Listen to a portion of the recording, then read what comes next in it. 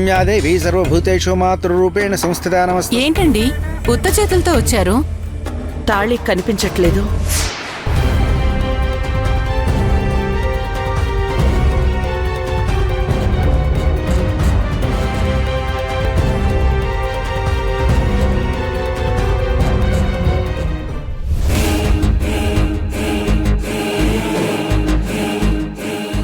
ఏంటి తాళి కనిపించటం లేదా? మీరే కదా తాళి తీసుకెళ్లి పూజ గదిలో పెట్టారు.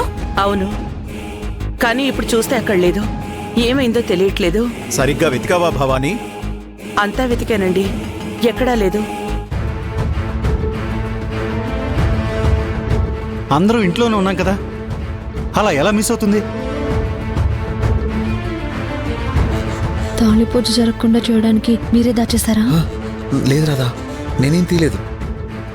మీరెందుకు తీస్తారో నా పిచ్చి, కానీ పెళ్ళ ఆపడానికి మీరేమీ చేయరు. అయ్యో దేవుడా, ఏంటి పరీక్ష?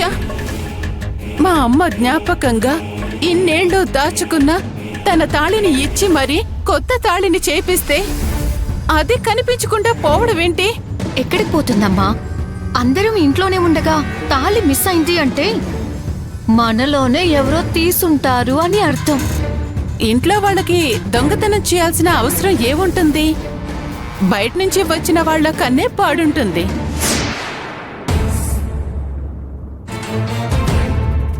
నువ్వెవరి గురించి అంటున్నావు సునందా? ఇంకా అర్థం కాలేదా?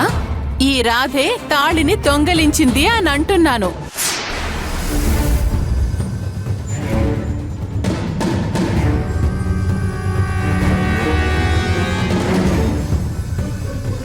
అనవసరంగా నిందలు వేశారంటే మర్యాదగా ఉండదు చెప్తున్నా. పౌరుషం ఉన్న దాంట్లో తిరగబడితే నువ్వు దొంగవి కాకుండా పోతావా? వెళ్ళి తాళి తీసుకుంట్రా. నందిని, తన మెళ్ళో చేరాల్సిన తాళిని తనే ఎందుకు దొంగిలిస్తుంది? ఎందుకంటే అది బంగారం కాబట్టి.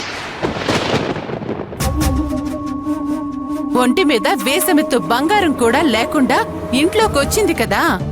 తాళి కొత్తగా మెరుస్తూ కనబడగానే ఆశ పుట్టుంటుంది.